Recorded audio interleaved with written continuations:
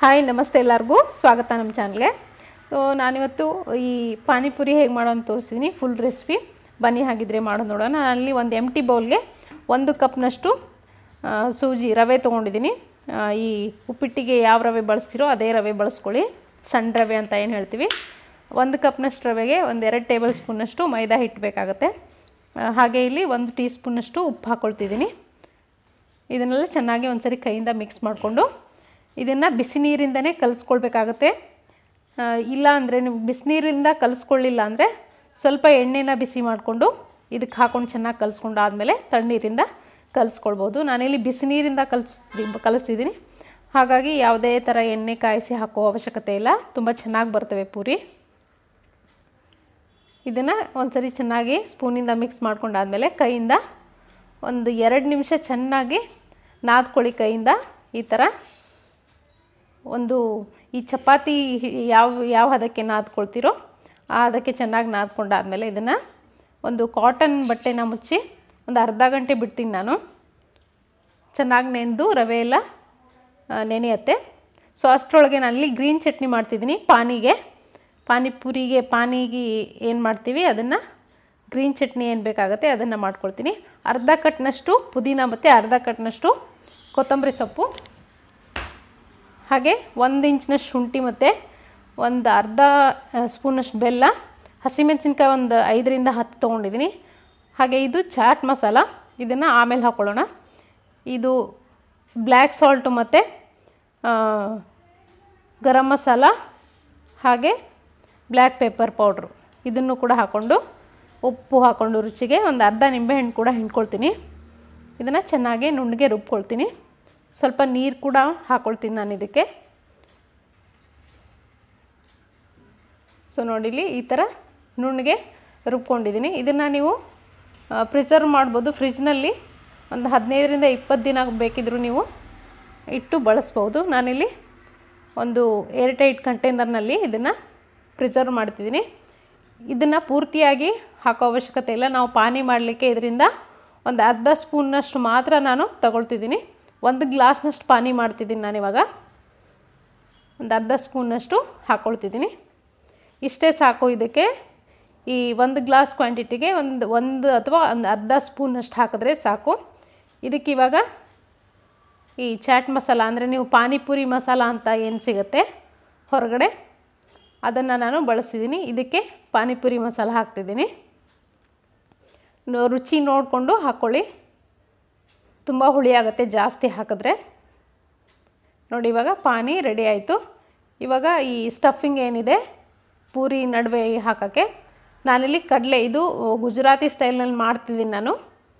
ಗುಜರಾತಿ ಸ್ಟೈಲ್ನಲ್ಲಿ ಆದರೆ ಈ ಕಡಲೆ ಬಳಸ್ತಾರೆ, ಇದು ಬಟಾಣಿ ಬಳಸಲ್ಲ. ನೀವು ಬೇಕಿದ್ರೆ ಬಟಾಣಿ ಕೂಡ ಬಳಸ್ಬಹುದು. ಇದೆಲ್ಲನೂ ಚೆನ್ನಾಗಿ ಮ್ಯಾಶ್ ಮಾಡ್ಕೊಳ್ತಿದ್ದೀನಿ. ಮೊದಲೇ ಬಾಯ್ಲ್ ಮಾಡಿ ಇಟ್ಕೊಂಡಿದ್ದೆ ನಾನು. ಇದಕ್ಕೆ ಸ್ವಲ್ಪ ಚಾಟ್ ಮಸಾಲ ಹಾಕ್ಕೊಳ್ತಿದ್ದೀನಿ. ಹಾಗೆ ಸ್ವಲ್ಪ ಅಚ್ಕಾರದ ಪುಡಿ, ಗರಂ ಮಸಾಲ, ಜೀರಿಗೆ ಪುಡಿ ಮತ್ತು ಬ್ಲ್ಯಾಕ್ ಪೆಪ್ಪರು ಇದೆಲ್ಲ ಹಾಕ್ಕೊಂಡು ಬ್ಲ್ಯಾಕ್ ಸಾಲ್ಟ್ ಕೂಡ ಹಾಕ್ಕೊಂಡಿದ್ದೀನಿ. ಚೆನ್ನಾಗಿ ಮಿಕ್ಸ್ ಮಾಡ್ಕೊಳ್ಳಿ. ಇವಾಗ ಪಾನಿ ಮತ್ತು ಸ್ಟಫಿಂಗ್ ಎಲ್ಲ ರೆಡಿ ಆಯಿತು. 1 ಸ್ಪೂನಷ್ಟು ಸ್ಟಫಿಂಗನ್ನ, ಈ ಆಲೂ ಮತ್ತು ಕಡಲೆ ಸ್ಟಫಿಂಗನ್ನ ಈ ಪಾನಿಗೆ ಹಾಕ್ಕೊಳ್ತಿದ್ದೀನಿ ನಾನು. ಹಾಗೆ ಇಲ್ಲಿ ಕಡಿಮೆ ಅನ್ನಿಸ್ತು ನನಗೆ ಇದು ಪಾನಿಪುರಿ ಮಸಾಲ, ಅದನ್ನು ಹಾಕ್ಕೊಂಡೆ. ಸೊ ಇವಾಗ ಸ್ಟಫಿಂಗ್ ಮತ್ತು ಪಾನಿ ರೆಡಿಯಾಗಿದೆ. ಇವಾಗ ಪೂರಿ ಮಾಡ್ಕೊಳ್ಳೋಣ. ನೋಡಿ ಇಲ್ಲಿ ಹಿಟ್ಟು ಚೆನ್ನಾಗಿ ನೆಂದಿದೆ. ಇದನ್ನು ಇನ್ನೊಂದು ಸಲ ಚೆನ್ನಾಗಿ ಮಿದ್ದುಬಿಟ್ಟು ನಮಗೆ ಯಾವ ಆಕಾರಕ್ಕೆ ಬೇಕೋ ಆ ಆಕಾರಕ್ಕೆ ಪೂರಿನ ಮಾಡ್ಕೊಳ್ಳೋಣ. ನಾನಿಲ್ಲಿ ಇದರಲ್ಲಿ ಒಂದು 2-3 ಭಾಗ ಮಾಡ್ಕೊಳ್ತೀನಿ ಪೂರಿನ.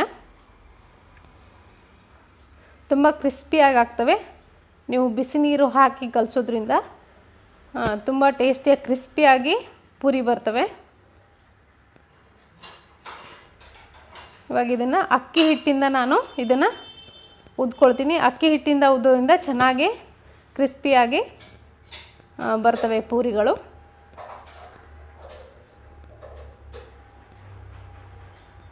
ಈ ಥರ ಒಂದು ಮೀಡಿಯಮ್ ಸೈಜ್ನ ರೋಟಿ ಆಕಾರಕ್ಕೆ ಲಟ್ಟಿಸಿ,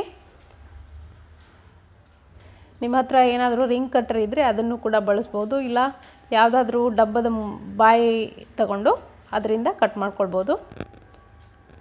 ಸೊ ನೋಡಿ ಇಲ್ಲಿ ನಾನು ಈ ಸೈಜ್ನಲ್ಲಿ ಕಟ್ ಮಾಡ್ಕೊಳ್ತಿದ್ದೀನಿ.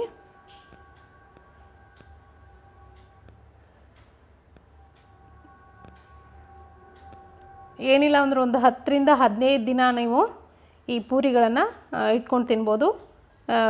ಗಾಳಿ ಆಡದೇ ಇರುವಂಥ ಡಬ್ಬದಲ್ಲಿ ಹಾಕಿಟ್ರೆ ತುಂಬ ದಿನ ಬರ್ತವೆ. ಸೊ ಇದೇ ಥರ ನಾನು ಎಲ್ಲನೂ ಮಾಡ್ಕೊಂಡಿದ್ದೀನಿ ಇವಾಗ. ಸೊ ಇವಾಗ ಮೊದಲಿಗೆ ಯಾವುದನ್ನು ಮಾಡಿಟ್ಟಿರ್ತೀರೋ ಅದನ್ನೇ ಹಾಕ್ಕೊಳ್ಳಿ. ಸ್ವಲ್ಪ ಚೆನ್ನಾಗಿ ಆರಿರುತ್ತೆ, ಚೆನ್ನಾಗಿ ಉಬ್ಬಿ ಬರುತ್ತೆ ಪೂರಿ.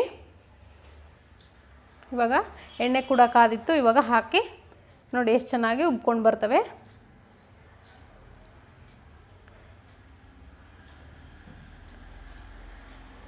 ಈ ಥರ ಚೆನ್ನಾಗಿ ನೋಡಿಕೊಂಡು ಕ್ರಿಸ್ಪಿ ಆಗಿದೆ ಅನ್ನೋವಾಗ ಇದನ್ನು ತೆಕ್ಕೊಳ್ಳಿ. ನಾನಿವಾಗ ತೆಗಿತಿದ್ದೀನಿ ಇದನ್ನು. ಈ ಪೂರಿ ಮಾಡಾದಮೇಲೆ ಸ್ವಲ್ಪ ಹೊತ್ತು ಬಿಟ್ಟು ಚೆನ್ನಾಗಿ ಆರಾದಮೇಲೆ ಇದನ್ನು ನಾವು ಪಾನಿಪುರಿನ ರೆಡಿ ಮಾಡ್ಕೊಳ್ಬೋದು. ಸೊ ನೋಡಿ ಇಲ್ಲಿ ಪೂರಿಗಳು ರೆಡಿಯಾಗಿದೆ. ಸ್ವಲ್ಪ ಹೊತ್ತು ಆರಿಸಾದ್ಮೇಲೆ ಇದನ್ನು ಇವಾಗ ಪಾನಿಪುರಿ ರೆಡಿ ಮಾಡ್ಕೊಳ್ಳೋಣ. ನಾನಿಲ್ಲಿ ಪೂರಿಗಳನ್ನು ನಡುವೆ ಸ್ವಲ್ಪ ಚೆನ್ನಾಗಿ ಹೋಲ್ ಮಾಡಿಕೊಂಡು ಇಟ್ಕೊಳ್ತೀನಿ. ಇದ್ರ ನಡುವೆ ಈ ಸ್ಟಫಿಂಗ್ ಏನು ರೆಡಿ ಮಾಡಿ ಇಟ್ಕೊಂಡಿದ್ದೀನಿ ಇದನ್ನು ಹಾಕ್ಕೊಳ್ತಿದ್ದೀನಿ. ನಾನು ಆವಾಗಲೇ ಹೇಳಿದಾಗೆ ಸ್ಟಫಿಂಗ್ಗೆ ನೀವು ಈ ಬಟಾಣಿ ಕೂಡ ಬಳಸ್ಬೋದು. ನಾನಿಲ್ಲಿ ಗುಜರಾತಿ ಸ್ಟೈಲ್ನಲ್ಲಿ ಮಾಡಿರೋದ್ರಿಂದ ಗುಜರಾತ್ನಲ್ಲಿ ಈ ಕಡಲೆ ಬಳಸ್ತಾರೆ.